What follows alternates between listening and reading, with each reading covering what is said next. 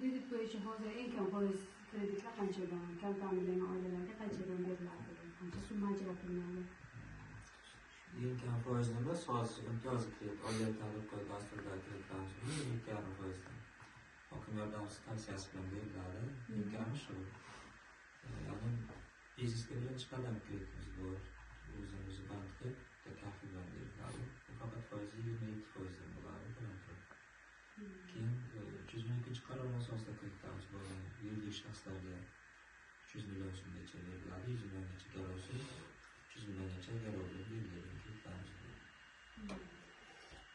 Shular foizi qanchadan 100 millionlik garovsiz? 25%dan 3 yilga beriladi. 3 yilga? 3 yilga 25% miqdorida beriladi. Kambag'allik restorandan shunday chiqib ketadi-ki, hozir kambag'allik restoranlarga uni tadbirkor agar kredit bersa, yoki subsidiya yoki suvda berib, uni tadbirkor o'zimizni bankda ish bilan bankda daromad keltiradigan ishga yo'naltirish kerak. Yo'naltirib daromadga chiqqandan keyin daromad oshsa, keyin restorandan chiqarib maqsad bo'ladi. O'ziga to'g'ri daromadga ega bo'lgandan